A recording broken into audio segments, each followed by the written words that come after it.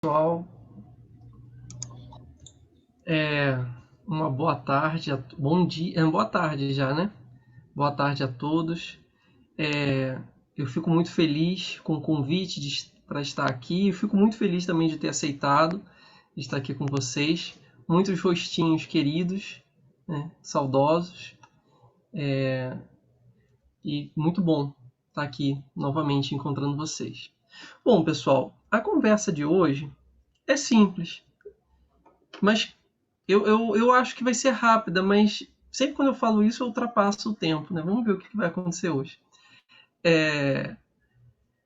A gente vai conversar um pouco sobre a família de Betânia, mas a gente vai chegar lá só no final do estudo. E não é família de Betânia, Maria Betânia, não, é outra Betânia de quem a gente vai falar, tá? Embora eu goste muito também da família de Betânia daqui do Brasil, da MPB, não é desses que a gente vai falar hoje, a gente pode até marcar outro encontro para a gente falar só deles, mas agora não. Então, pessoal, também é Maria de Betânia que a gente vai conversar. Então, pessoal, antes da gente começar, eu gostaria de trazer para vocês algumas reflexões baseadas num trecho do livro de Eclesiastes. É um trecho bem famoso. Eu peguei algumas colinhas, então nem sempre eu vou ficar com o olho voltado para a câmera, porque eu vou ler um papelzinho que está aqui na minha frente. Tá? A gente vai pegar um trechinho de Eclesiastes que nos convida a pensar que tudo tem seu tempo. Todo mundo aqui que já passou pela experiência de educar uma criança ou um adolescente já repetiu isso várias vezes, não é verdade? Tudo tem seu tempo. Não é assim que a gente fala quando a gente está tentando educar alguém que está querendo passar as etapas, né? Mas isso está lá em Eclesiastes, no Velho Testamento, um trecho que diz mais ou menos não, diz assim: tudo tem o seu tempo determinado e há tempo para todo o propósito debaixo do céu. Então, todo o propósito debaixo do céu. O que é isso, gente? Todas as coisas que nos cabem aqui, a gente que está aqui encarnado, né? Tem tempo para todas as coisas. Bom, a experiência disso, como inclusive eu já chamei a atenção muito brevemente, é uma experiência educativa, né? A gente saber, entender que tudo tem seu tempo, demora tempo, né? Demora desenvolvimento. Criança, vocês que já educaram, né, filhos, é fácil para um filho, para uma criança perceber que nem tudo vai acontecer agora? Eu quero a bala depois do almoço, né, depois da janta. Ah, eu quero esse dinheiro. Não, depois dos 18 anos você vai ter a oportunidade de trabalhar. Não é isso? Então, existe uma necessidade de aguardar esse aprendizado. Né? A própria compreensão de que tudo tem seu tempo requer tempo. Na adolescência, é muito comum a gente não entender isso, na verdade. Assim. Ou é tudo, ou é agora ou nunca. Né? Eu tenho uma festa para ir. Não, hoje não, você vai na festa outro dia. Não, mas essa é a última festa da minha vida, não sei o que. Terminou o namoro, você nunca mais na vida vai encontrar alguém que... Não é assim que funciona durante essa etapa de imaturidade, né? Ou tudo é agora, ou não é nunca. Né? E depois, quando a gente vai amadurecendo, a gente vai percebendo que as coisas têm seu tempo para acontecer. Nem tudo vai acontecer agora. Né? Isso é difícil e doloroso, inclusive, esse aprendizado. Requer frustração. Faz parte do desenvolvimento a gente aprender a lidar com a frustração do tempo. Inclusive, a impressão que eu tenho é que muitos de nós somos imaturos emocionalmente, espiritualmente, inclusive intelectualmente, mesmo adultos fisicamente, e temos dificuldade de compreender isso, né? O fluxo das coisas. Seguindo um pouco em Eclesiastes, tem aqui, né? Há tempo de nascer e tempo de morrer, tempo de plantar e tempo de se arrancar o que plantou. Como a gente tem dificuldade de entender isso, né? O processo de envelhecimento. Né? Há tempo de nascer, há tempo de morrer, e no meio disso tudo, entre esses dois tempos, existem vários segundos, anos que a gente vai passando e vai envelhecendo. E como é difícil entender, né, que isso faz parte, né, do nosso tempo. A gente sabe, se alguém já plantou alface aqui, ou manjericão, ou qualquer coisa assim que brota no quintal, né? É rapidinho, não é? Alguém que já acompanhou uma planta crescendo assim no quintal, um temperinho, né? É 2 meses, quando lento, né? 3 meses, 6 meses, dependendo do que for. Né? Ainda assim, tem gente que fica angustiado, né? Não consigo esperar esse tempo de brotar. Né? Esses dias eu estava plantando, eu estou tentando iniciar um processo de reflorestamento num trecho de pasto que eu tenho acesso. E aí eu plantei umas mudas de ipê e eu fiquei tão triste para saber assim que os ipês só ficam maduros com 30 anos. Eu falei assim, 30 anos. Eu desejo muito estar vivo daqui a 30 anos para ver essas plantas maduras. Né? Mas faz parte da vida, né? Algumas eu plantei esses dias que só começam a dar a primeira flor depois de 10 anos. Eu falei, ai, que paciência. Ter que aguardar 10 anos para a primeira flor dessa árvore, né? E ela ainda está dentro da floresta, né? Eu nem sei se vai ser tão rápido assim. Mas, se eu quiser ver essa flor, eu vou ter que esperar uns 10 anos. Faz parte. Não tem como acelerar o processo. Tem o tempo de chorar, o tempo de rir, o tempo de prantear, né, de chorar com muita força, e o tempo de dançar. O tempo de espalhar pedras, o tempo de juntar pedras. E olha só que interessante aqui no Eclesiastes. O tempo de abraçar e o tempo de afastar-se de abraçar, né? Parece que eles estavam prevendo a pandemia, né? Existe um tempo da gente estar junto, mas existe também o tempo da gente estar separado. Quão importante a gente respeitar e estar atento a essas diferentes demandas que a vida nos dá a cada momento. Né? Bom, tudo tem seu tempo. Né? E, em especial, a gente que está vivendo esse tempo de se afastar do abraço, a gente vê, né, que às vezes como é difícil lidar com essa espera. Né? Como é difícil lidar com a espera de saber, é um ano, é 3 meses? Não sei, a gente não sabe ainda. Só sei que agora, hoje, não é tempo de abraçar.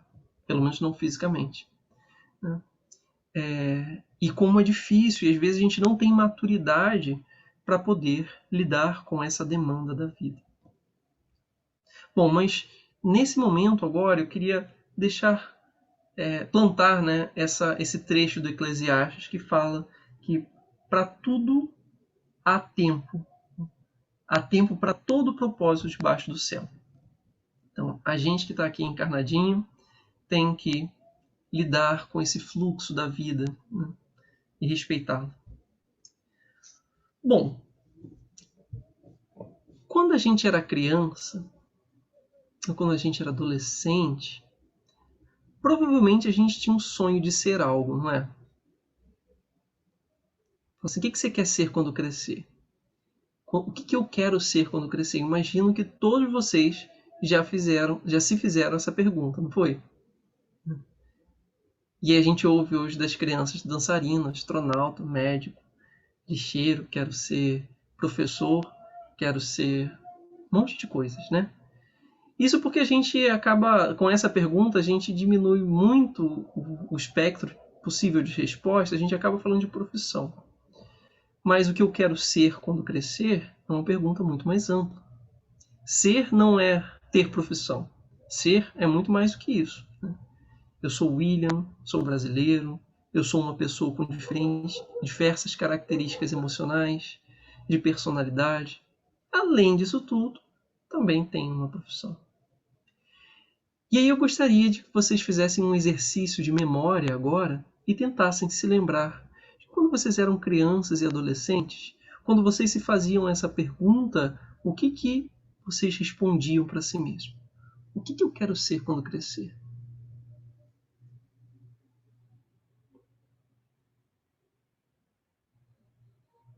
Imagino que todo mundo lembrou de alguma coisa. Né?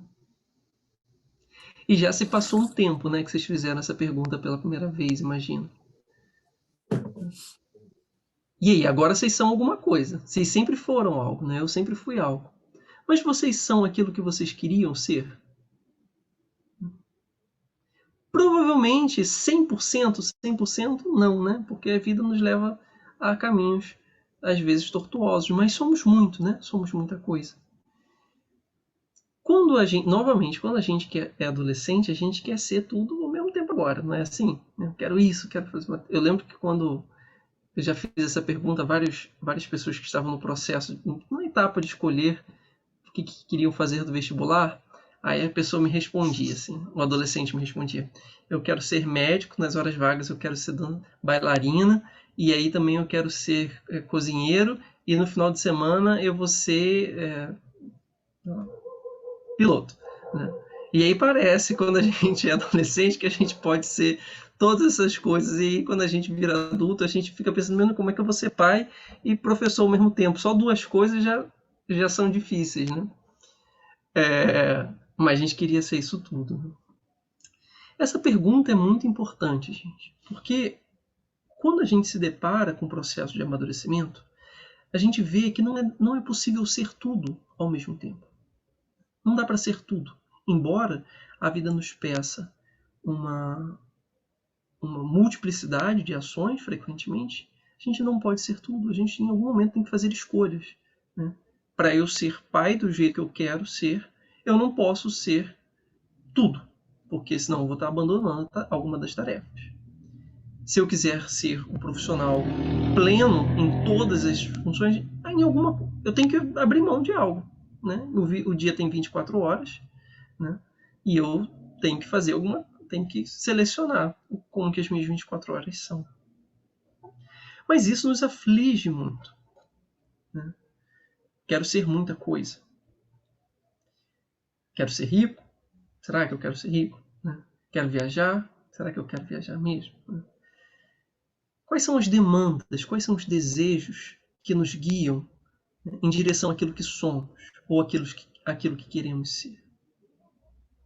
Diante dessa pergunta, eu vou trazer um trechinho do Sermão da Montanha de Jesus. Foi Jesus que falou para a gente, está lá em Mateus capítulo 6, né, em que ele fala o seguinte: não andeis cuidadosos quanto à vossa vida, pelo que haveis de comer ou pelo que haveis de beber, nem quanto ao vosso corpo, pelo que haveis de vestir. Não é a vida mais do que o mantimento, e o corpo mais do que o vestiário? E logo depois ele vai falar, olhai os lírios dos campos, né, tão bonito, né, quando ele chama a atenção de que nem Salomão, em toda a sua glória, se vestiu como um deles, né? E nós somos mais importantes do que um lírio do campo, de acordo com a fala de Jesus. Será que Deus nos abandonaria, né, à própria sorte? Quando Jesus fala isso, ele não despreza as nossas necessidades materiais. Em nenhum momento ele desprezou. Ele fala assim, isso tudo é bobagem. Inclusive, ele diz, aqui, ó, de fato, o vosso Pai Celestial sabe que necessitais de todas essas coisas. Está lá escrito, né? Ele sabe que necessita. Né? Não é uma bobagem, eu quero comer, quero me vestir. Isso não é bobagem. Né? Mas é o mais importante. A vida não é mais do que comer, e a vida não é mais do que vestir. A vida é mais do que isso. Mas ele não nega a importância dessas coisas. A questão é, nós nos atormentamos demasiadamente por essas preocupações? Essa é uma pergunta importante. Quando eu fiquei pensando sobre isso, eu lembrei de uma peça de teatro que eu vi quando eu era adolescente, estava no início da minha adolescência. Desde os 13 anos eu frequento a Comerge, que é a confraternização de mocidades espíritas do estado do Rio de Janeiro. A Comerge é distribuída em vários polos ao longo do estado todo. Eu tive a felicidade de participar de 3 já. Um na região dos Lagos, outro em Macaé, que é a cidade de onde eu venho, e agora eu participo aqui no Rio de Janeiro, no Polo 18. E quando eu estava ainda na região dos Lagos, no Polo 11, eu assisti uma peça que me marcou muito, muito, muito mesmo. E aí eu vou tentar narrar para vocês alguns aspectos dela. Eu queria muito mostrar para vocês, queria até encenar aqui, mas eu acho que não ia ser viável.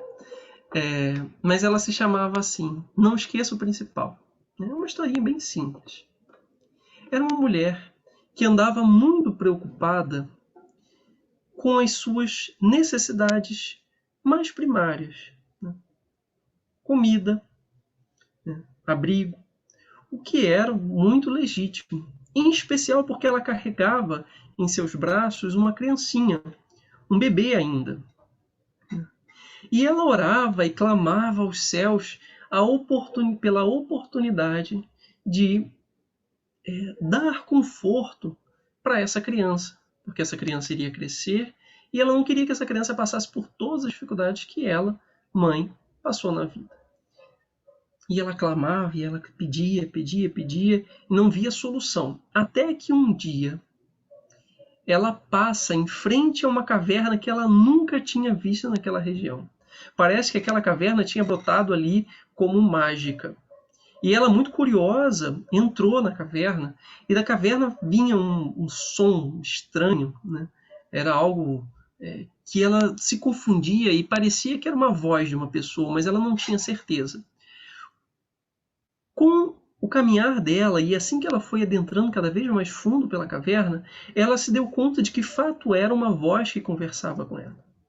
E a voz falava e repetia insistentemente: Não esqueça o principal. Imaginem isso com uma voz de caverna, tá, gente? Não imaginem com a minha voz, não. Aquela voz, assim, com eco. Né? Não esqueça o principal. E ela, como assim não esqueça o principal? O que isso está querendo dizer? Até que ela vai entrando pela caverna em um saguão. Né? Algumas cavernas têm aquelas câmaras, né, que são abertas. E ela se depara com uma grande quantidade de riquezas. Igual aquela caverna do Aladim, né? Cheio de ouro, né? Cheio de pedras preciosas. E ela fica maravilhada, né, com aquela possibilidade. E ela pensa, bom, era tudo que eu queria, né? Os céus me ouviram. E a caverna então falou o seguinte: apoie tudo que quiser e tudo que precisar, mas nunca esqueça o principal. Novamente, isso tudo foi com voz de caverna, tá? Não esqueça. E ela, muito, muito empolgada, e agradeceu aos céus, levantou a mão, meu Deus, obrigado, e chorava de felicidade. Ela levantava uma mão só, porque a outra estava criança. E ela começou a pegar e colocar nos seus bolsos, porque a caverna tinha autorizado pegar tudo que ela precisava, né? E botou lá nos bolsos os seus o ouro, os rubis, os diamantes, e assim vai. Só que chegou um momento que não cabia mais nos bolsos, né? Não cabia mais. E ela viu aquilo tudo, né? E a caverna falou que ia se fechar. Eu não falei isso para vocês, mas a caverna falou que ia se fechar em pouco tempo. E ela falou, bom, eu tenho que dar um jeito de otimizar, né? Imagino que é isso que ela pensou, otimizar essa coleta de riquezas. E ela foi coletando, coletando, coletando, acabou, não tinha mais bolsa, não tinha mais onde segurar. Ela pensou o seguinte, se ela colocasse a criança no lado e ajeitasse um pouco a costura de sua roupa, fazendo uma espécie de saquinho assim, ajeitando, ela teria mais espaço. E ela viu que deu certo e foi colocando. E até que a caverna foi alertando cada vez mais frequentemente. Não esqueça o principal, não esqueça o principal. A caverna vai se fechar. E ela, muito, muito afobada com aquilo tudo, foi e carregou todo o ouro e a caverna se fechou. Um pouco óbvio, né? Quando ela se deu conta, o principal tinha sido esquecido. A criança ficou lá dentro. Eu contando aqui pode ser meio sem graça, mas quando eu assisti isso na Comerge, foi muito bonito. Então, mesmo tendo sido um pouco monótono, né, comparado com o que eu vi, eu gostaria que vocês pensassem junto comigo, o que é isso? Quando a gente se depara com as possibilidades de riquezas, né, e nós carregamos uma vida conosco, será que existe a possibilidade da gente esquecer o principal e a vida, que é mais importante, ficar para trás? Existe essa possibilidade. As riquezas existem, né? E são boas como potência, né? Nós temos a potência de fazer grandes coisas com as riquezas. Mas carregamos conosco uma vida. Pelo menos a nossa própria.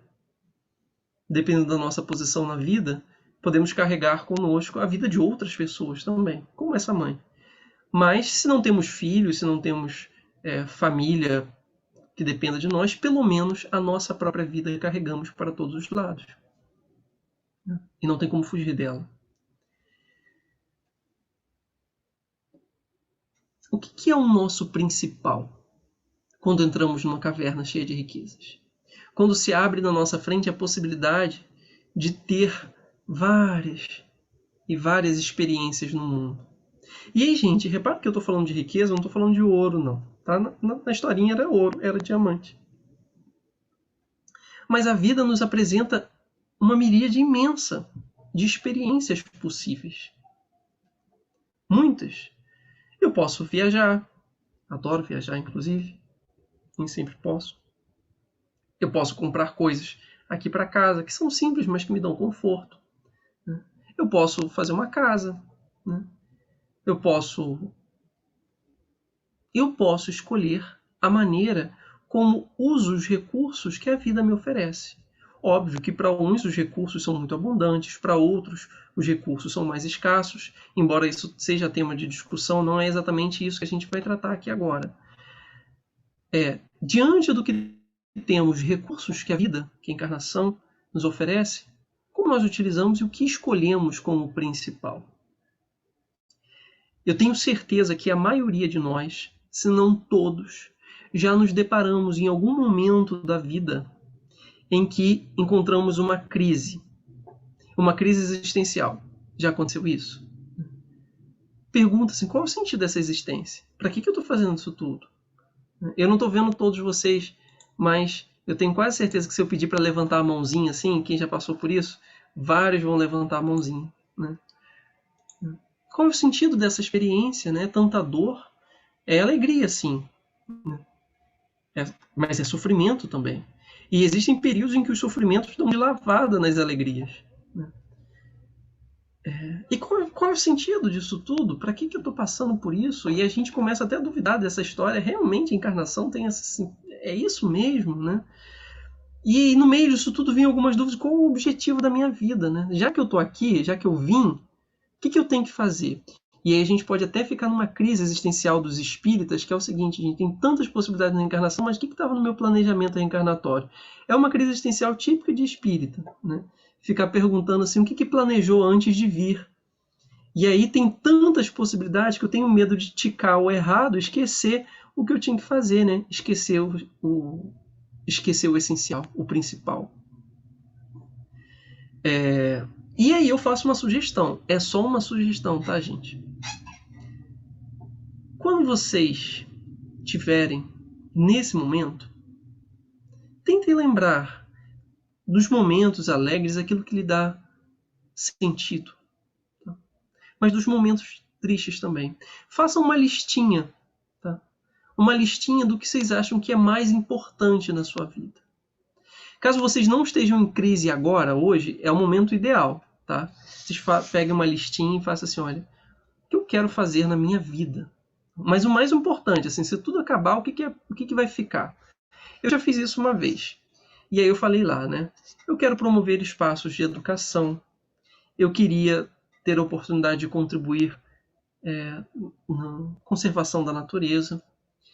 Eu queria ter a oportunidade de conversar especialmente com jovens sobre a vida e sobre a educação. Então essas foram as 3 coisas que eu listei de principais, né? Trabalhar com a educação, e a segunda é um adendo dessa, especialmente com jovens, e em terceiro, contribuir para a conservação da natureza. São as 3 coisas que eu listei.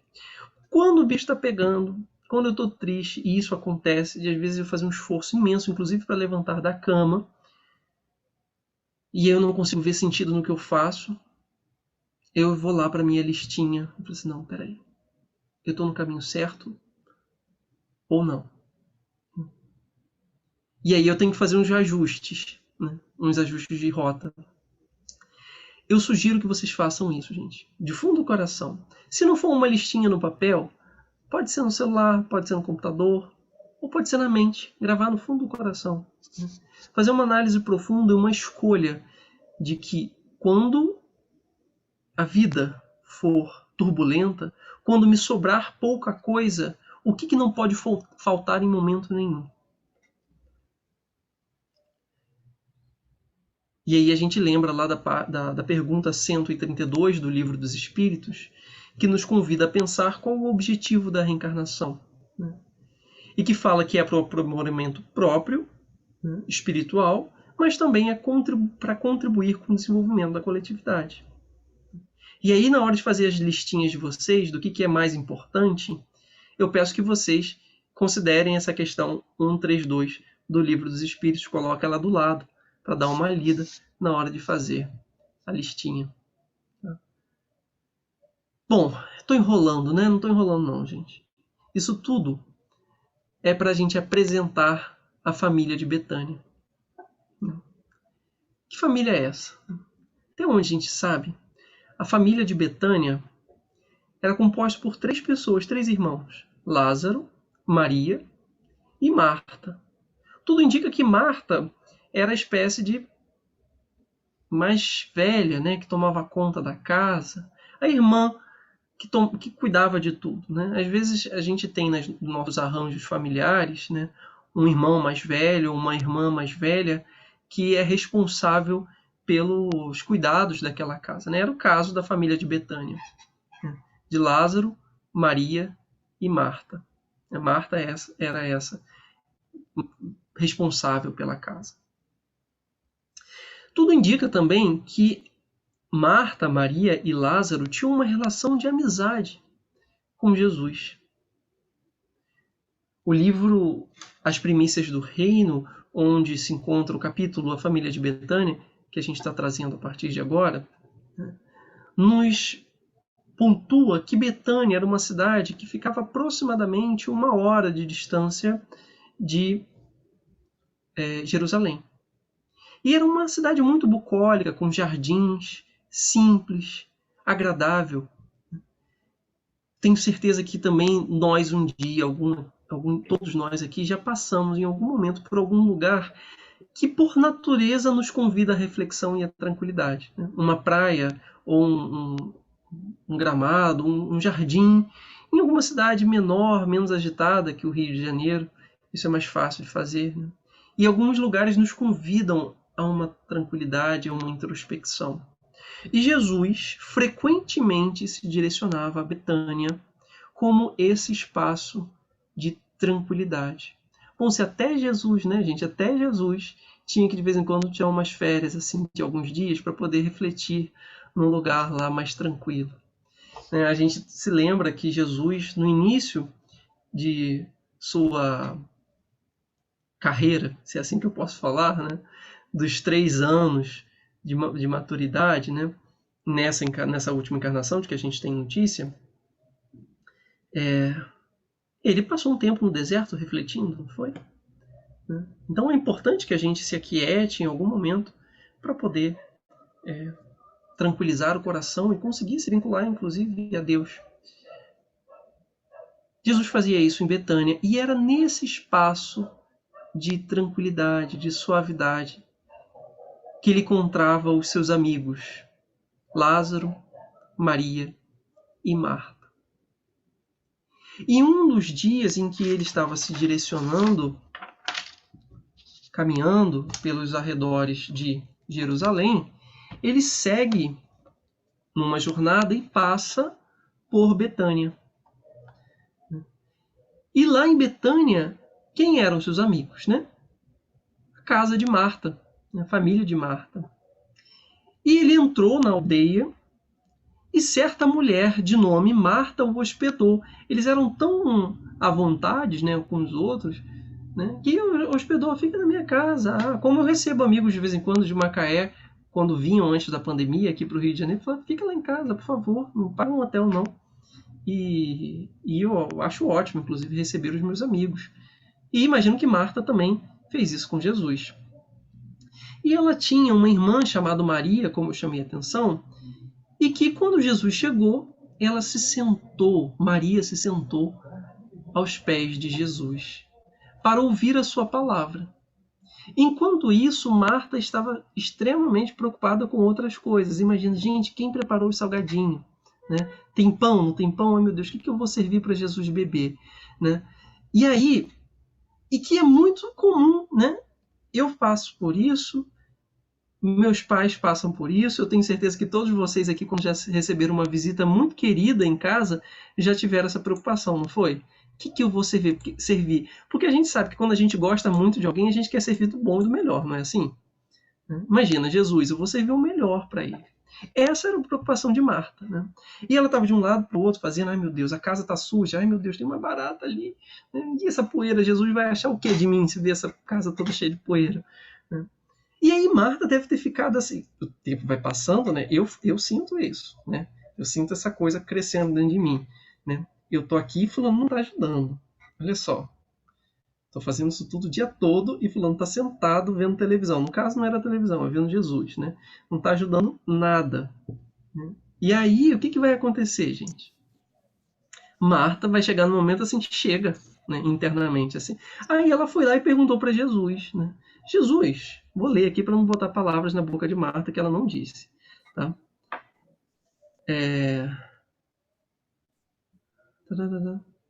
Como que é?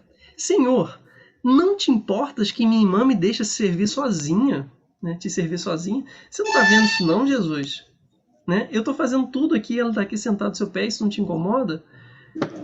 E aí Jesus, muito calmamente, deve ter respondido. Eu imagino que ele deve ter sorrido no momento, mas isso é uma imaginação minha. E ele disse, Marta, Marta. Inclusive essa expressão, né, Marta 2 vezes é muito comum. Marta, Marta, quieta-te e te agitas a respeito de muitas coisas. Porém, uma só é necessária. E Maria escolheu uma boa parte, que não será retirada dela. Marta estava preocupada com tudo, né? Inquieta, distraindo-se. Estava tudo passando, imagina assim, um grão de poeira que caía na frente dela, ela devia perceber e se incomodar com aquilo. Será que Jesus realmente estava muito preocupado com se o salgadinho estava quente ou se estava frio? Né? Ou será que Jesus estava muito preocupado com a poeira que estava ali? Gente, aquele lugar é deserto, tem poeira mesmo. É assim. Né? Se deixar a janela aberta, 5 minutos vai cair poeira. Né? Mas o que eu quero chamar a atenção é que Jesus era amigo deles. Eles tinham a possibilidade de ter um vínculo muito profundo, muito carinhoso. O salgadinho, o pão, a poeira, a água não era em nenhum momento o mais importante, o principal ali. Essas muitas coisas distraíam Marta. E quando temos a possibilidade de ter o contato com Jesus, através da prece, através de uma leitura, através de uma conversa como essa daqui, ou essa aqui não é uma conversa, não é uma palestra, um monólogo. Mas quando vocês estão conversando, né, o que realmente é mais importante quando se fala de Jesus? Certamente não.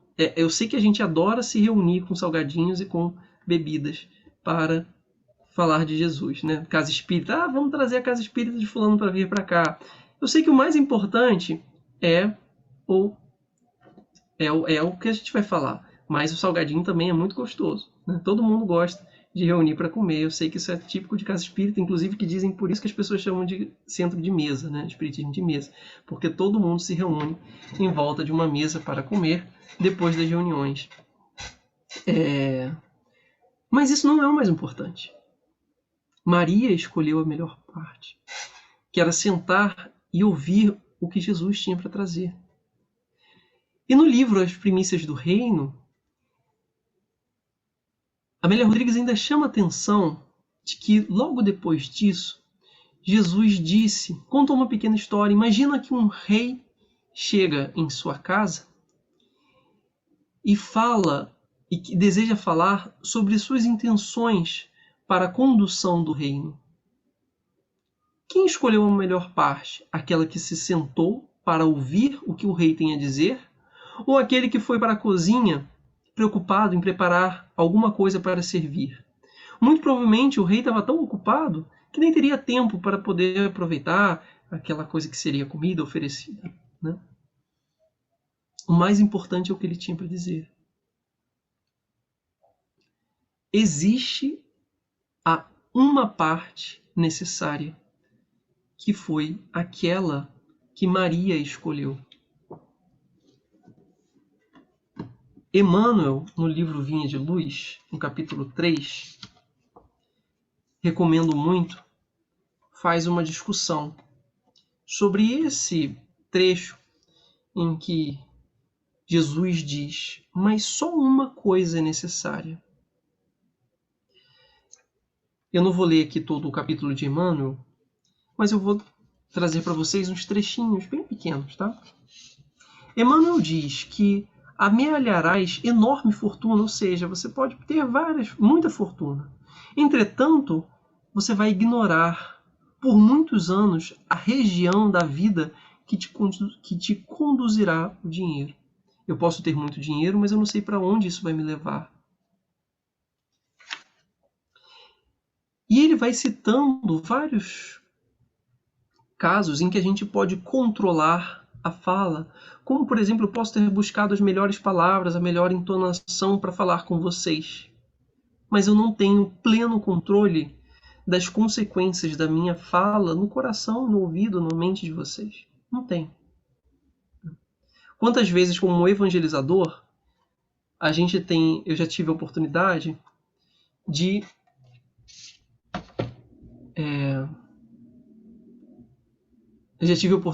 ouvir depois de anos: William, você já me falou aquele negócio uma vez lá no centro espírita. Eu falei aqui para você, que é isso? Falou, eu não me esqueço. Foi muito marcante. Todo mundo aqui que já foi evangelizador em algum momento já se deparou com isso, né? Alguém vir depois de muito tempo e falou assim: aquilo que você me falou me fez até mudar de opinião por causa disso. Eu falei assim, meu Deus, que responsabilidade. Aquilo que eu semeei, eu posso ter escolhido com todo cuidado, mas eu não tenho controle pleno sobre as consequências dessa fala, sobre aquilo que eu semeei. E aí Emmanuel nos dá uma palavra de tranquilidade em relação a isso. Não fica maluco não, gente, preocupado com tudo não. Espera aí, tem seu limite, né? A gente não tem controle sobre todas as consequências do que fazemos, né? Isso não significa um convite à negligência, não é isso. Existe a necessidade de um equilíbrio emocional e intelectual, né? Eu vou usar a minha razão, o meu pensamento e a minha inteligência para prever as possibilidades do que vai dar errado. Eu preciso fazer isso. Só que, ao mesmo tempo, emocionalmente, eu não posso ter a impressão que eu vou ter controle de tudo. A gente não tem controle de tudo.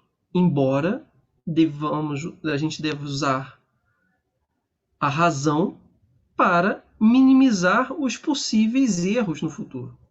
Tá? A gente não tem controle. Então, se é que a gente não tem controle de todas as coisas, né, da poeira que cai, da água que não está na temperatura certa que ela queria servir Jesus, do salgadinho lá que não está com sabor, o que é o necessário? E Emmanuel, no final da sua fala, diz: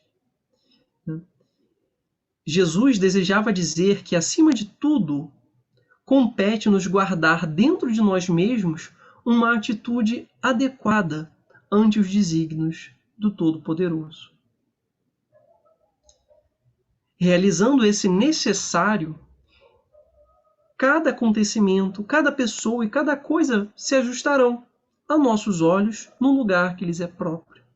Sem essa posição espiritual de sintonia com o celeste instrutor, é muito difícil agir alguém com proveito.